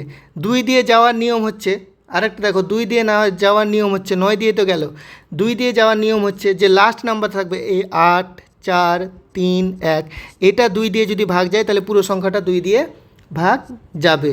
তো 3 কি 2 দিয়ে ভাগ যাবে, যাবে না, তো 2 দিয়ে এটাও যাবে না। 1 কি 2 দিয়ে ভাগ যাবে, যাবে না। তাহলে আমরা দেখতে পেলাম বোথ 6 অ্যান্ড 9 বোথ নাম্বার ভাগ যাবে, বোথ নাম্বার দিয়ে ভাগ যাবে কোন সংখ্যাটা, 144 এই বোথ 6 অ্যান্ড 9 দিয়ে ডিভিজিবল হবে। কিংবা আর একটা পন্থা করতে পারো, 6কে যদি আমরা ভাঙি কত আসবে, 6 আর 9-এর এলসিএম নিব, 6 আর 9-এর এলসিএম, 6কে যদি আমরা ভাঙি কত আসবে, 3 ইন্টু 2, আর এর হবে 3 স্কোয়ার। এলসিএম নেওয়ার ক্ষেত্রে নিয়ম হচ্ছে 3 স্কোয়ার ইন্টু 2, আলটিমেট কত আসছে, 9 গুণা 18। যে সংখ্যাটা 18 দিয়ে ডিভিজিবল হবে সেটাই অ্যান্সার। তাহলে 18 8 144, 18 8 144, তো এটাই হবে অ্যান্সার। দুইভাবেই তোমরা করতে পারো। 20 নম্বর হয়ে গেল। চলো এবার চলে আসছি ইউনিট ডিজিট। ডিভিজিবিলিটি হলো, এবার unit digit. Find the unit digit of 7 to the power 130। মানে কোয়েশ্চেনটা কী বলছে, 7-এর পাওয়ার আছে, পাওয়ার 103। তো 2 3 7 এগুলোর নিয়ম হচ্ছে প্রত্যেক 4 ঘর অন্তর অন্তর তাদের এই পাওয়ারকে আমরা কি করব, সব সময় 4 দিয়ে ভাগ করব, আর যেটা রিমাইন্ডার থাকবে সেটাই মাথায় থাকবে। এটা কেন করি তার কারণ আছে, তো এখানে তো বোঝানোর জায়গা নেই, তাও একটু বলছি। দেখো 7 1-কে কত হয়, 7, আর দুটো 7 যদি গুণ করি তাহলে কত আসবে, 7 টু দি পাওয়ার 1, 7 দুটো 7 গুণ করে 7 7 49। ইউনিট ডিজিট 9 আসছে, প্রথমটাতে 7 আসছে, তারপর এটাতে 9 আসছে। তারপরে দেখো 3টা 7কে যদি আমরা গুণ করি তাহলে ইউনিট ডিজিট কত আসবে, 7 7 49, 7 9 63, 3 আসবে। তারপরে 4টা ইউনিট ডিজিটকে আমরা যদি গুণ করি তাহলে শেষে 3 এসে 7 3 21, 1 আসবে। এরকমভাবে প্রত্যেক 4 ঘর অন্তর অন্তর কী হতে থাকবে, তারা রিভিশন হতে থাকবে, অল্টারনেট হতে থাকবে। সেই জন্য আমরা কি করি, যে পাওয়ারটাকে কি করি, পাওয়ারটাকে আমরা কি করি, 4 দিয়ে ভাগ করে দিই, যেটা রিমাইন্ডার থাকে সেটার উপরে নিয়ে কাজ করি।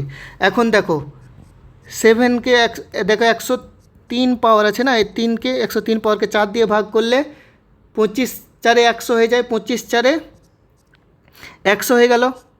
বেঁচে থাকছে কত, 25 4 100, বেঁচে থাকছে কত, 3। এই 3টা এক্সট্রা থাকছে, তাহলে 7 টু দি পাওয়ার 3 ধরবো।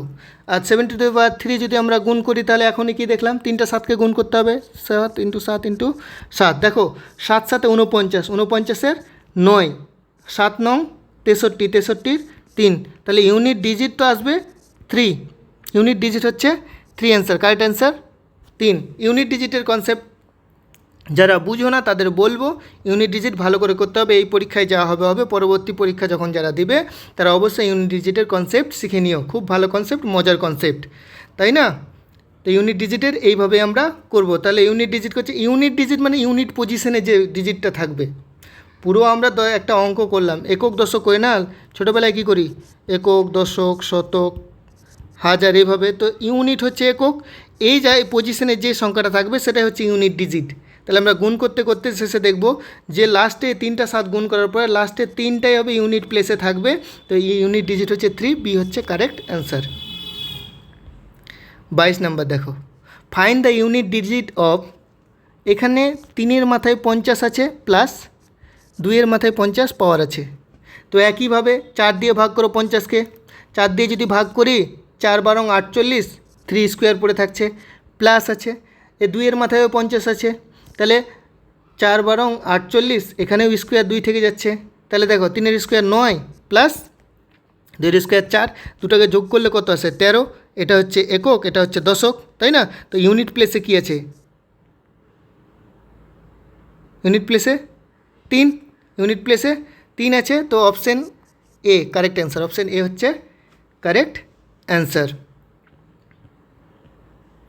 এরপরে চলে আসবো সিম্পলিফিকেশান। সিম্পলিফিকেশান মানে এই ছোটোকালে করেছো 1 2 3-তে সরল করো,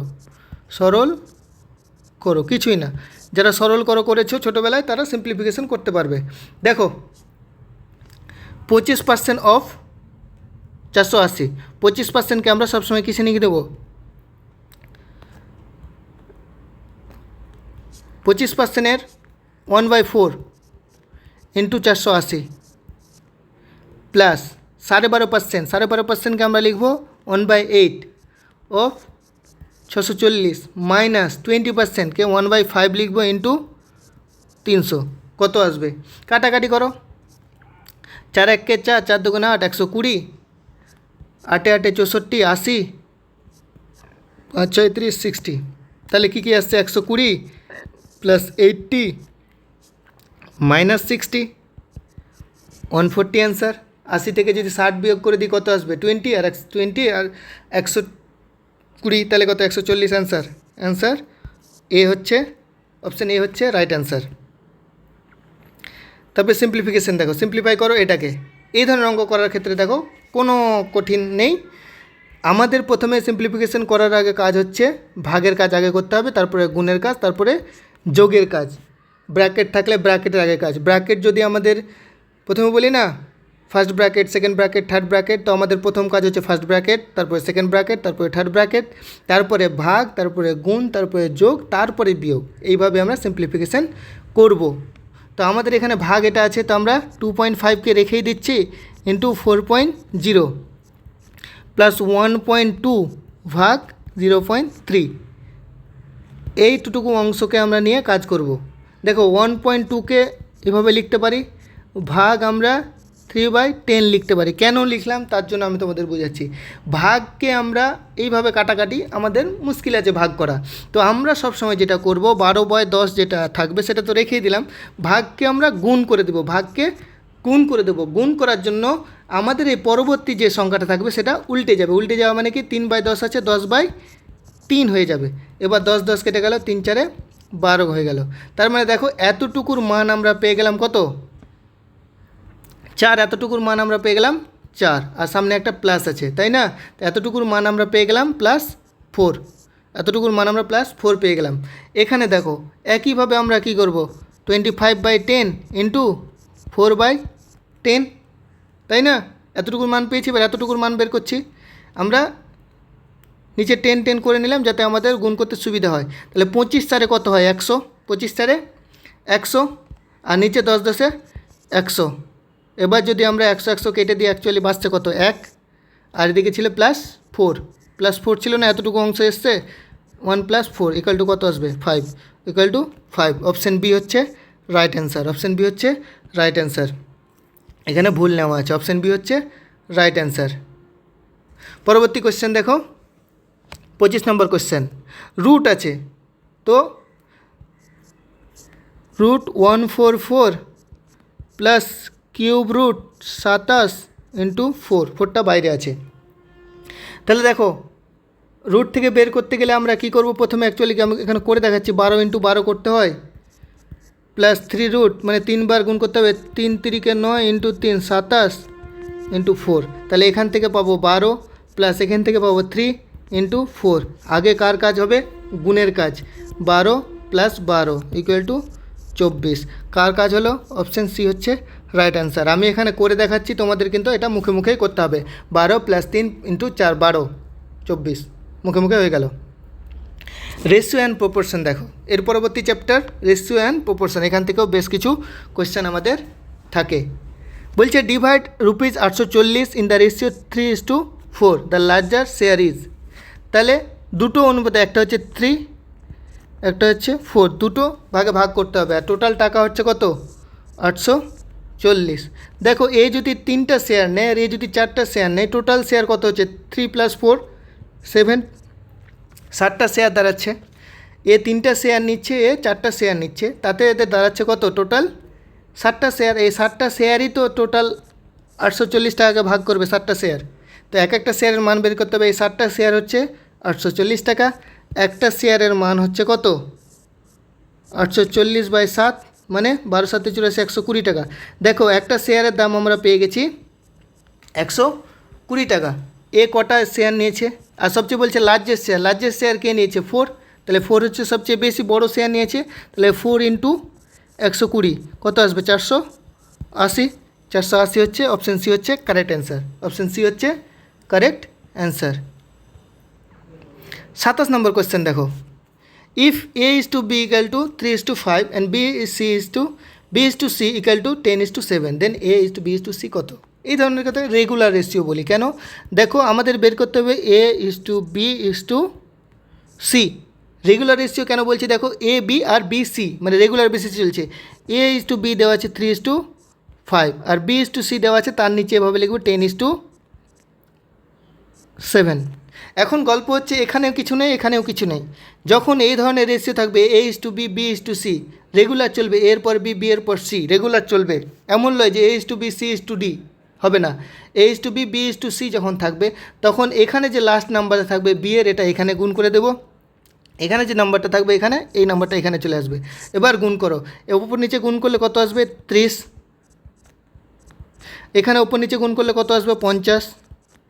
এখানে উপর নিচে গুণ করলে কত আসবে? 35। আবার কাটছে কি? দেখো হ্যাঁ কাটছে। 5 দিয়ে কাটলে 6, 5 দিয়ে কাটলে 10, 5 দিয়ে কাটলে 7। দেখো 6:10:7 কোথাও আছে? 6:10:7 অপশান বি হচ্ছে কারেক্ট অ্যান্সার। অপশান বি হচ্ছে কারেক্ট অ্যান্সার। আমি একটা কথা বললাম রেগুলার রেশিও। রেগুলার রেশিও কেন বললাম? A is to B B is to C যেহেতু দেওয়া আছে, আর এই ধরনের রেশিও থাকলে এই বি এর যে মানটা এখানে চলে আসবে সি এর জায়গায়, আর এ যে বি এর মানটা এ এর জায়গায় চলে আসবে পরবর্তীটা, দিয়ে এভাবে আমরা রেশিও বের করতে পারবো। চলো বি অ্যান্সার আমরা পেয়ে গেছি। প্রবলেম অন এইজের অঙ্ক আমাদের সাধারণত বিভিন্ন পরীক্ষায় দেওয়া থাকে। তো এই ধরনের অঙ্ক আমাদের যেহেতু রেশিও করলাম, রেশিওর পর থেকে আমরা এই ধরনের অঙ্ক করতে পারবো। বলছে the present age of the father is 3 times of his son. তাহলে এখন যেটা এজ হচ্ছে সেটা হচ্ছে কি? পি ফর প্রেজেন্ট আমি করছি কার? ফাদার অ্যান্ড সনের। ফাদার হচ্ছে 3 times, এ যদি 3 বছর হয় এর হচ্ছে 1 বছর বয়স যদি হয়, 3 times যেহেতু বলছে। আফটার 10 years মানে 10 বছর পর বলছে, 10 বছর পর বলছে father will be twice as old as son. ছেলের বয়স সে দ্বিগুণ হয়ে যাবে। এখন প্রেজেন্টে আছে 3:1 তাদের অনুপাত, আর বলছে 10 বছর পরে 2:1 অনুপাত হয়ে যাবে। কিন্তু দুজনেরই তো 10 বছর বেড়েছে, যেমন ফাদারের 10 বছর বেড়েছে, সনেরও 10 বছর বেড়েছে। তো এখানে দেখো ডিফারেন্স 3 থেকে 2, 1 ঘর ডিফারেন্স, 1 কোনো ডিফারেন্স নেই। তো আমরা যেটা চেষ্টা করবো, দেখো 3 আর 1-এর মধ্যে ডিফারেন্স কত আছে? 2। 3 আর 1-এর মধ্যে ডিফারেন্স কত আছে? 2। এই 2কে দিয়ে পরেরগুলোকে নিচেরগুলোকে গুণ করব। আর এখানে যদি 1-এর থেকে বেশি ডিফারেন্স হতো, মানে 2 আর 1-এর মধ্যে যদি 1-এর থেকে বেশি ডিফারেন্স হতো তো ওপরের সাথে গুণ করতাম। তো এখন দেখো এদের যে ডিফারেন্সটা 3 আর 1-এর মধ্যে ডিফারেন্স 2, এই 2টাকে নিচে গুণ করলাম, কত এলো? 4:2। এই অনুপাতের আমাদের আর কোনো কাজ নেই। তাহলে নতুন অনুপাত পেয়ে গেছি একটা, 3:1। এটার আমাদের দরকার নেই, এটা নেওয়ার জন্য আমি বোঝাচ্ছিলাম। 3:1 অনুপাত, আর একটা হচ্ছে 4:2। দেখো 3 আর 4-এর মধ্যে ডিফারেন্স কত? 1। 1 আর 2-এর মধ্যে ডিফারেন্স 1। তাহলে দেখো এর আর এর মধ্যে 3 আর 4-এর মধ্যে যা ডিফারেন্স, 1 আর 2-এর মধ্যে সেম ডিফারেন্স আছে। তাহলে কি আমরা বলতে পারি যে ডিফারেন্স 1 দুজনের ক্ষেত্রে? 1 ডিফারেন্স, এই 1 ডিফারেন্সের জন্য তাদের বয়সের কত গরমিল হয়েছে? 10 বছর সময় কেটেছে, তাহলে বয়সের ডিফারেন্স 1 এসছে। তো 1 ইউনিট সমান 10 ইয়ার্স, 1 ইউনিট সমান 10 ইয়ার্স। আর কী চেয়েছে? দ্য সন প্রেজেন্ট এজের অনুপাত কত? প্রেজেন্ট এজের অনুপাত হচ্ছে সনের 1 ইউনিট, তাহলে 1 × 10 ইয়ার্স।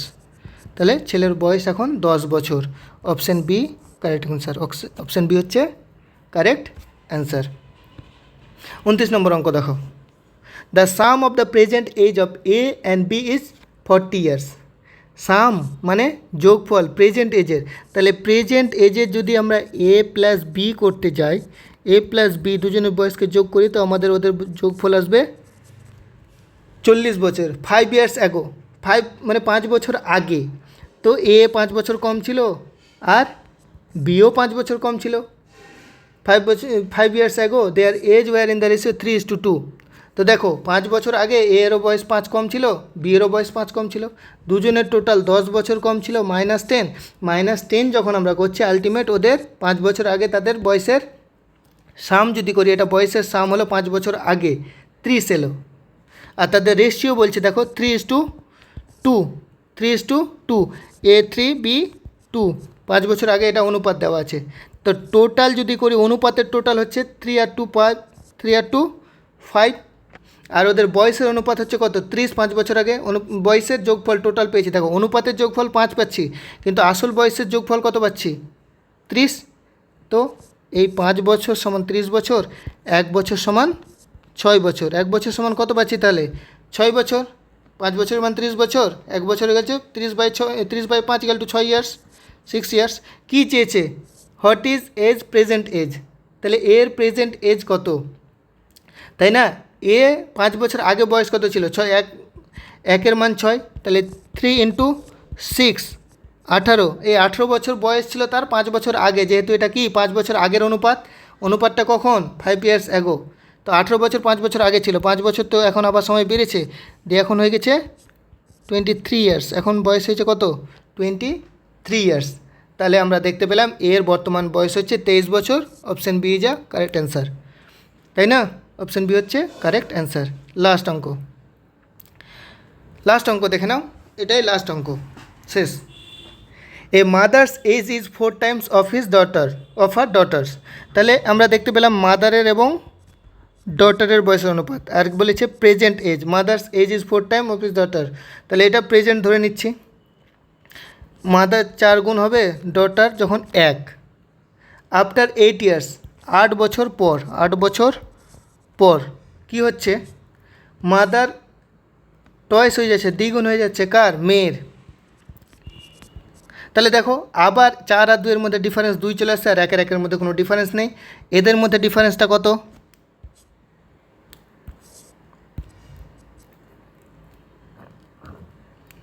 ধরো, তাহলে 4 আর 2 এর মধ্যে ডিফারেন্স 2, আর 1 আর 1 এর মধ্যে কোনো ডিফারেন্স নেই। আমাদের ডিফারেন্সটা 4 আর 2 এর মধ্যে যা থাকবে 1 আর এর মধ্যেও সেম ডিফারেন্স থাকতে হবে। তাহলে এর আর এর ডিফারেন্স হচ্ছে 3। এই 3 দিয়ে একেও গুণ করব, এই 3 দিয়ে একেও গুণ করব, কত আসবে? 6:3। এখন এর কোনো কাজ নেই, নতুন অনুপাত পেয়ে গেছি। এখন দেখো 6, 4 আর 6 এর মধ্যে ডিফারেন্স হচ্ছে 2, 1 আর 3 এর মধ্যে ডিফারেন্স হচ্ছে 2, দুজনের ক্ষেত্রে ডিফারেন্স 2। তাহলে আমরা কি করব? এই 2 ইউনিট ডিফারেন্সের জন্য 8 বছর সময় পার হয়েছে, 8 ইয়ার্স। 2 unit difference 8 years. তাহলে 1 ইউনিট যদি ডিফারেন্স হতো, 1 ইউনিটের জন্য আমরা ডিফারেন্স হতো, তাহলে 8/2 = 4 ইয়ার্স। আর কি বলেছে? The daughter present age. তাহলে ডটার প্রেজেন্ট এজ হচ্ছে 1, অনুপাতে তো 1 আছে, অনুপাতে কি আছে? 1। তাহলে ডটারের এজ যদি আমরা দেখতে যাই, daughter 1 × 4 = 4 years, = 4 years. Option A হচ্ছে কারেক্ট অ্যান্সার। তো আমরা এ কটাই ছিল, দেখে নিচ্ছি অপশান অ্যান্সার মিলেছে কিনা। অপশান এ হচ্ছে কারেক্ট অ্যান্সার। তো আমাদের এ কটাই ছিল 30টা অঙ্ক, প্রায় যে সমস্ত ইম্পর্টেন্ট চ্যাপ্টার সেগুলো কভার করার চেষ্টা করেছি। 27 তারিখ তোমাদের পরীক্ষা। সকলকে বলবো খুব ভালো করে পরীক্ষা দাও, মাথা ঠান্ডা করে যাবে, যেহেতু সিবিটি মোডে পরীক্ষা। তো দেখবে কোনো জায়গায় মিস্টেক হচ্ছে কি না। প্যানিক হওয়ার কোনো দরকার নেই। সকলকে জানাই শুভেচ্ছা, অগ্রিম শুভেচ্ছা জানাচ্ছি, যেন ভালো পরীক্ষা হয়।